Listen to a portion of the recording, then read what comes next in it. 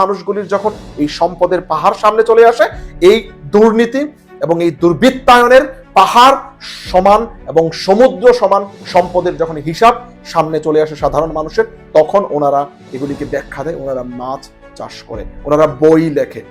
বাংলাদেশের সবচেয়ে লাভজনক ব্যবসা হচ্ছে মাছ চাষ। বর্তমানে আপনি আমি মাছ চাষ করে আমরা দুবেলা দুমুঠো খেতে পারি না। এই সরকারি চাকরিজীবীরা, এই চোর এবং এই বাটপার এবং এই দুর্নীতি এবং এই দুর্বৃত্তায়নের পাহাড়ের যারা সাম্রাজ্য করছে, এই সাম্রাজ্যবাদীরা কিভাবে মাছ চাষ করে, কিভাবে বই লেখে, কোটি কোটি টাকা কামায়, কিভাবে রাষ্ট্রের কোটি কোটি টাকা নিজের নামে করে ফেলে, কিভাবে কোটি কোটি টাকা কর ফাঁকি দিয়ে এই টাকা বিদেশে পাচার করে দেয়, আপনি চিন্তা করেন। এগুলি একমাত্র সম্ভব হয়েছে কারণ বাংলাদেশে কোনো গণতন্ত্র নাই, বাংলাদেশে গণতান্ত্রিক কোনো সরকার নাই, বাংলাদেশে আইনের কোনো শাসন নাই, বাংলাদেশের আইন ব্যবস্থা কোন জায়গার মধ্যে থাকলে আপনি চিন্তা করেন।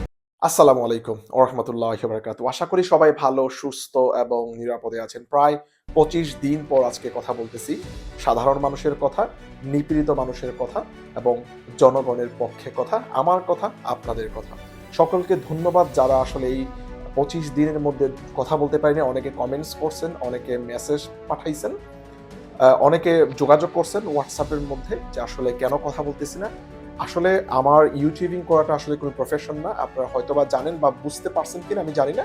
ইউটিউবিংটা করা আসলে আমার কোনো পেশা না। আমি একদম নিজের বিবেকের তাড়নায় আমি কথা বলি সাধারণ মানুষের পক্ষে, নিপীড়িত মানুষের পক্ষে, এবং একদম রাজনৈতিক যেই টুকটাক বিচার বিশ্লেষণ করি আমার জায়গা থেকে, ক্ষুদ্র জ্ঞান থেকে, একদম নিজের বিবেকের তাড়নায় আসলে। সো এইটা যেহেতু আমার পেশা না, আমার যেহেতু অন্য আরেকটা পেশা আছে, অনেক সময় অনেক কাজে আসলে সবসময় কনস্ট্যান্টলি কথা বলতে পারি না, বাট অবশ্যই সবসময় ট্রাই করবো নিপীড়িত মানুষের কথা বলার জন্য, জনগণের পক্ষে কথা বলার জন্য, এবং যে কোনো দুর্নীতি দুর্বৃত্তায়নের বিপক্ষে কথা বলার জন্য। এই কথা বলা কোনোভাবেই থামবে না, এই কথা বলা কোনোদিন বন্ধ হবে না ইনশাল্লাহ। যতদিন পর্যন্ত এই নিঃশ্বাস থাকবে ততদিন পর্যন্ত ইনশাল্লাহ নিপীড়িত মানুষের পক্ষে কথা বলে যাব, no doubt on that. Right sir, last 25 days অনেক কিছু বাংলাদেশের মধ্যে হয়েছে, আপনারা জানেন। I hope you all are up to date, right? সবচেয়ে ইম্পর্টেন্ট যে জিনিসটা হচ্ছে ওইটা হচ্ছে আপনার আমাদের লন্ডন সেন্ট্রালে আপনার ইন্ডিয়ান হাই কমিশনের সামনে আপনার বয়কট ইন্ডিয়ান আন্দোলনের একটা ক্যাম্পেইনের অংশ বিশেষ হিসেবে ওই জায়গার মধ্যে একটা ডেমনস্ট্রেশন হয়েছে। অনেক ইচ্ছে থাকা সত্ত্বেও, অনেক ইচ্ছে ছিল আমার ওই জায়গার মধ্যে যাওয়ার জন্য, বাট আমার খুবই গুরুত্বপূর্ণ একটা কাজ ছিল ওই দিন। আপনার 22nd খুব সম্ভবত আপনার এই এটা হয়েছে, ডেমনস্ট্রেশনটা হয়েছে লন্ডন সেন্ট্রালে ইন্ডিয়ান হাই কমিশনের সামনে। আসলে উপস্থিত থাকতে পারিনি, অনেক খারাপ লাগছে, বাট কিছুই করার নাই। অনেক সময় ব্যস্ততার কাছে আমাদেরকে হার মেনে যাওয়া লাগে, বাট এনিওয়ে, মানে top of that overall everything, ইনশাআল্লাহ we all are actually standing এবং we all are actually protesting এবং we all are participating in this boycott Indian product campaign, and we will do so, inshallah. We'll continue in the near future, there's no doubt on that. So let's come back to our today's point. বাংলাদেশের এই dummy নির্বাচন সম্পূর্ণ হয়েছে, আপনারা জানেন। এই dummy নির্বাচনের আজকে প্রায় কয়েক মাস। ডামি নির্বাচনের যে অভিশাপ, ডামি নির্বাচনের যেই আপনার কার্মা, এটা কিন্তু বাংলাদেশের মানুষ অলরেডি হারে হারে টের পাচ্ছে। বাংলাদেশের নিপীড়িত মানুষ আরো নিপীড়িত হচ্ছে, আরো কষ্ট করতেছে।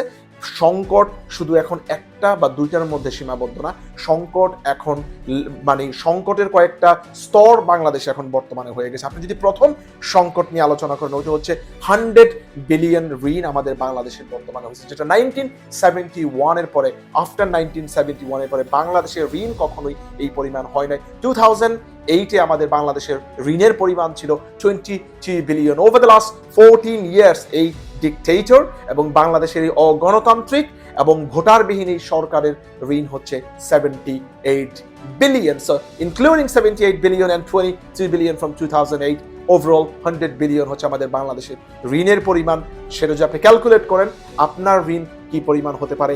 লাস্ট আমি দুইটা ভিডিওতে আলোচনা করছিলাম যে বাংলাদেশের ঋণের পরিমাণ যদি 100 বিলিয়ন হয় এবং বাংলাদেশের জনসংখ্যা যদি প্রায় 16 কোটি আপনার 90 লাখের মতো হয়, তাহলে চিন্তা করেন আমাদের ঋণের পরিমাণ কি হয়। অ্যাপ্রক্সিমেটলি আমাদের ঋণের পরিমাণ হচ্ছে বাংলা টাকায় 69,000 টাকা। আমার আপনার মনের অজান্তেই আমাদের ঋণের পরিমাণ হচ্ছে 69,000 টাকা।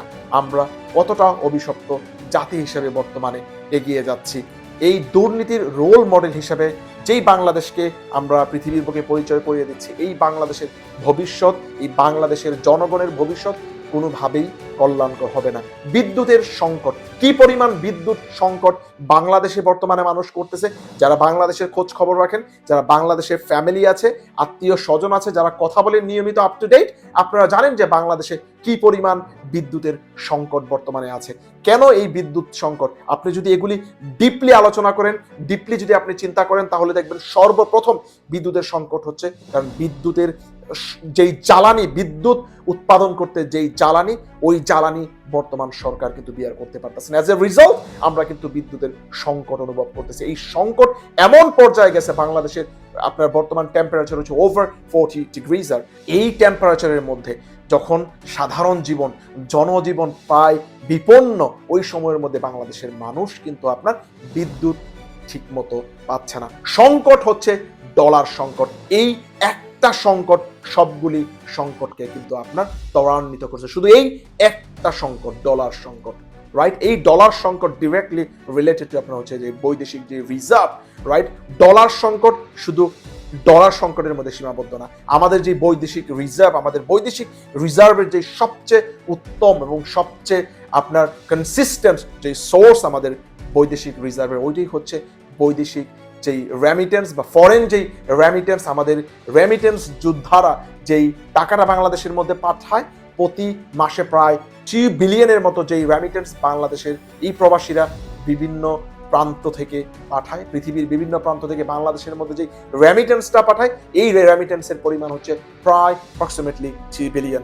এই 2 বিলিয়ন দিয়ে কিন্তু প্রত্যেক মাসে বাংলাদেশের সরকার যে বৈদেশিক রিজার্ভ, এটাকে কিন্তু ত্বরান্বিত করে। এই রিজার্ভ আপনার ডাউন হয়েছে এই এপ্রিলের মধ্যে। এই রোজার ঈদের মধ্যে প্রবাসী আয়ে সবচেয়ে বেশি ধস নামছে। আপনারা জানেন যে প্রবাসী আয় পুরো বছরের মধ্যে সবচেয়ে বেশি সংখ্যক, সবচেয়ে বেশি পরিমাণের প্রবাসী আয় আসে আপনার রমজান বা রোজার ঈদের আগে আগে। কারণ আপনারা জানেন যে রোজার ঈদের আগে মানুষের একটা বিরাট খরচ আপনার থাকে, রোজার খরচ থাকে। রোজার ঈদের মধ্যে ধরেন আপনার এই যে শপিং এর বিষয়টা থাকে, আত্মীয় স্বজন, জাকাত, ফিতরা, অনেক ধরনের দান কিন্তু বাংলাদেশের মানুষ, ধর্মপান মুসলমান আপনার করে, যার কারণে কিন্তু এই সময় রেমিটেন্সের যে প্রবাহ, বছরের সবচেয়ে বেশি রেমিটেন্স পাওয়া কিন্তু এই সময়ের মধ্যে থাকে আপনার রোজার ঈদের আগে আগে। বাট এই রোজার ঈদের মধ্যে পর্যন্ত রেমিটেন্সের ধস নামাই দিছে, রেমিটেন্সকে জয় বাংলা করে দিছে বাংলাদেশের রেমিটেন্স যোদ্ধারা। এই রেমিটেন্সের ধস কি আপনি মনে করেন শুধু পন্ডির কারণেই? এই রেমিটেন্সের ধস কি আপনি মনে করেন শুধু মানুষ চাচ্ছে না ব্যাংকে ট্রানজাকশন করার জন্য? নেভার। এবার আপনারা জানেন যে সরকার 2.5%, 1 লাখ টাকা পাঠাইলে আপনি 2,500 টাকা পাবেন। এইটাকে ওনারা আপনার উন্নীত করে ওনারা 1,05,000 টাকা করছে। তারপরও সাধারণ মানুষ কেন হুন্ডিতে টাকা পাঠায়? তার একমাত্র, শুধুমাত্র, কেবলমাত্র কারণ হচ্ছে এই সাধারণ মানুষ, এই অগণতান্ত্রিক সরকার, এই ভোটারবিহীন সরকার, এই স্বৈরাচার সরকার এবং এই মানুষের ম্যান্ডেটহীন ঘাড়ের উপরে বসে থাকা সরকারকে কোনোভাবেই সহযোগিতা করবে না। কোনোভাবেই এই সরকারকে কোনো কিছু দিয়ে ওনারা সহযোগিতা করতে চাচ্ছে না। দ্যাটস ওয়াই সাধারণ মানুষ, এই রেমিটেন্স যোদ্ধারা এই সংগ্রামের মধ্যে, ওনাদের এই রেমিটেন্স রাইট চ্যানেলের মধ্যে না পাঠায়া এই সংগ্রামের মধ্যে ওনারা কিন্তু অংশগ্রহণ করছে। ডলার সংকট, জ্বালানি সংকট, কমার্শিয়াল যে বিদ্যুৎ সংকট, আপনারা জানেন যে এই সংকট, এই বিদ্যুৎ সংকট শুধু কিন্তু আপনার রেসিডেন্সিয়াল বাড়ি ঘরের মধ্যে কিন্তু সীমাবদ্ধ নাই। এই বিদ্যুৎ সংকট বর্তমানে আপনার চলে আসছে কমার্শিয়াল লেভেলের মধ্যে। ইন্ডাস্ট্রিয়ালিস্ট যারা আছে, ইন্ডাস্ট্রি যাদের আছে, ওরাও কিন্তু এই সংকট অনুভব করতেছে।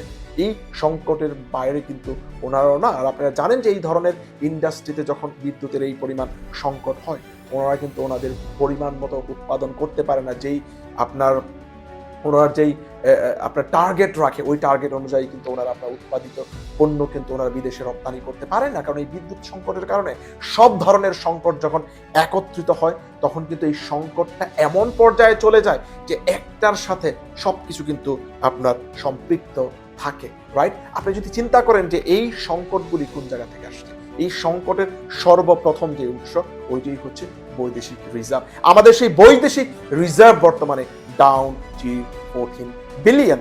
সরকার, নিউজ পেপার, বাংলাদেশের হলুদ সাংবাদিক, যারা আছেন ওরা নিউজ করতেছে ধুসায়া 19 বিলিয়ন 20 বিলিয়ন আছে। ইয়েস, ইজ 19 বিলিয়ন ইনক্লুডিং আমাদের যে শর্ট টার্ম লাইবিলিটি। আমি এটা নিয়ে একটা ভিডিও করছি, আপনার শর্ট টার্ম লাইবিলিটি যদি আপনি ইনক্লুড করেন তাহলে আপনার রিজার্ভ কিন্তু বেড়ে যায়। বাট IMF, ইন্টারন্যাশনাল মনিটারি ফান্ডের যে স্ট্যান্ডার্ড, ওরা বলে যে আপনাকে যে শর্ট টার্ম যে লোন আপনার আছে ওই শর্ট টার্ম লোন আপনাকে বাদ দেওয়া লাগবে আপনার ওভারঅল বা টোটাল যে হিসাবটা আছে। আপনি ধরেন আপনার পকেটে 20 টাকা আছে, বাট আপনাকে আগামী 3 মাসের মধ্যে 20 টাকা থেকে 5 টাকা আপনাকে দিয়ে দেওয়া লাগবে আপনার যে শর্ট টার্ম যে লোনগুলি আছে, যে প্রাইভেট লোনগুলি আপনি করছেন দেশের ভেতর বা বিভিন্ন জায়গা থেকে, যেটা শর্ট টার্ম, ওই শর্ট টার্ম লোনগুলি যখন আপনি পে করে দিবেন তখন কিন্তু আপনার 5 টাকা চলে গেলে আপনার পকেটে কিন্তু আর 20 টাকা থাকে না, তখন কিন্তু 15 টাকা থাকে। IMF মনে করে যে ওই 15 টাকা হচ্ছে আপনার নেট এবং ফাইনাল যে আপনার বৈদেশিক রিজার্ভ, বা ওইটা হচ্ছে ফাইনাল অ্যামাউন্ট। আর বাংলাদেশ ব্যাংক, কেন্দ্রীয় ব্যাংক মনে করে যে 20 টাকা আছে,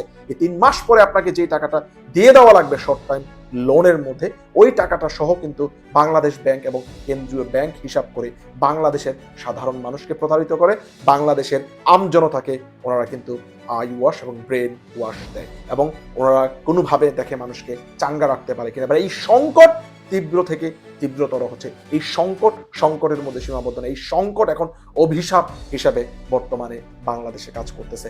এই ডামি সরকার যে ঘাড়ে বসে আছে, এই ডামি সরকারের যে ডামি নির্বাচন, এই ডামি নির্বাচনের অভিশাপ হচ্ছে বর্তমানে এই সিরিয়াল যে সংকটগুলি, 100 বিলিয়ন ঋণ, তারপর হচ্ছে বিদ্যুৎ সংকট, ডলারের সংকট, জ্বালানির চরম লেভেলের সংকট, সামনে আরো আসবে কমার্শিয়াল বিদ্যুৎ সংকট, তারপর হচ্ছে FDI, foreign direct investment,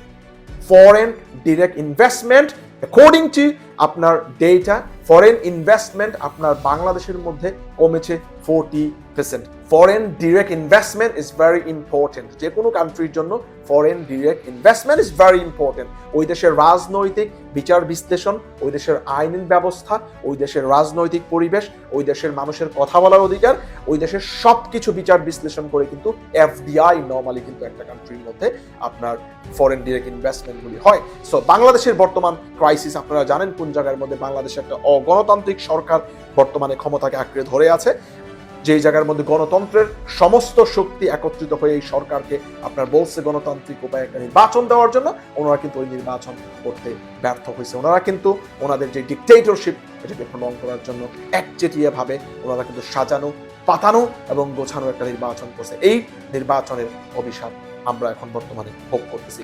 রেমিটেন্সের মধ্যে ধস নামাই দিছে, আপনারা জানেন foreign reserve down to 14 billion.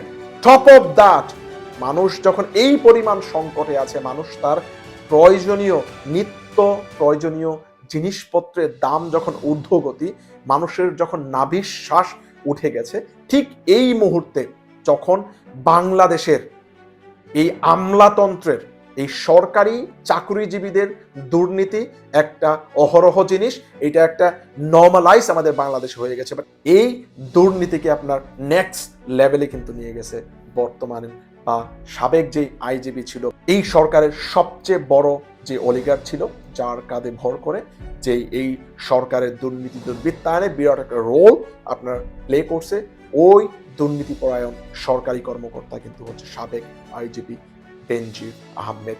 এই বেনজির আহমেদ যদি আর কিছুদিন সময় পেত, তাহলে আপনার গোপালগঞ্জে বেনজির আহমেদের সম্পদের উপর দিয়ে কিন্তু বঙ্গবন্ধু শেখ মুজিবুর রহমানের মাজার জিয়ারত করতে সাধারণ মানুষের যাওয়া লাগতো।